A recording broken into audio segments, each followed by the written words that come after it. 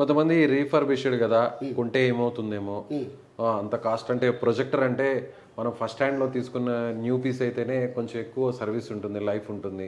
Refurbished అయితే అంతసేపు రాదేమో, సరిగా పని చేయదేమో, ఏదైనా ప్రాబ్లం వస్తే మళ్ళీ మీరు రెస్పాండ్ కారేమో, ఇలా రకరకాల డౌట్స్ ఉంటాయి. వాళ్ళందరికీ ఏం చెప్తారు మీరు?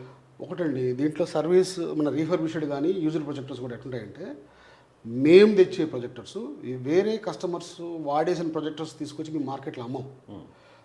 వీటిని మేము కంప్లీట్గా వచ్చేసి షార్జా నుంచి, సింగపూర్ నుంచి ఇంపోర్ట్ చేయించుకున్న ప్రొజెక్టర్స్ ఇవన్నీ. వాటిల్లో కూడా దీంట్లో గ్రేడ్స్ ఉంటాయి.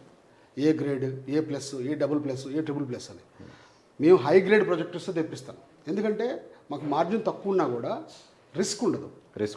ఏ గ్రేడ్ ప్రొజెక్టర్స్ అమ్మితే మార్జిన్ ఎక్కువ ఉంటుంది, రిస్క్ కూడా ఉంటుంది, మాకు ఉంటుంది, కస్టమర్కి ఉంటుంది, మాకు బ్యాడ్ నేమ్ కూడా వస్తుంది.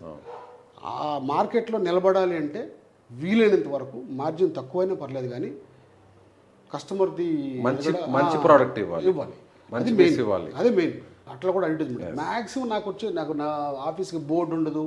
ఇక్కడికి వచ్చి ఫోన్ చేస్తారు తప్ప మా ఆఫీస్కి బోర్డు ఉండదు. మీరు చూడండి. అవును, చూస్తే చాలా సింపుల్ గా ఉంది. నాకు అసలు బోర్డే ఉండదు. లోపలికి వస్తే కొన్ని వందల ప్రాజెక్ట్ లోపలికి వస్తే నేను అదే షాక్ అయ్యాను. బయట ఏమో నార్మల్ గా ఉంది, ఒక బోర్డు కూడా లేదు ఎక్కడ.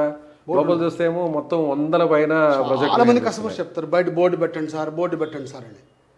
నెంబర్ ఉంది, ఫోన్ చేస్తారు. మీకు కావాల్సింది బోర్డా సర్వీసా? నా పాలసీ సర్వీసా అనుకుంటా. చాలా కరెక్ట్గా చెప్పారు. ఏ బిజినెస్లో అయినా కూడా ఇదే కాదు, not only this business, any business product first ఉండాలి, అలాగే కాంప్రమైజ్ కాకుండా సర్వీస్ ఉండాలి. ఆ రెండు ఉంటే వెతుక్కుంటూ మన దగ్గరికే కస్టమర్ వస్తాడు.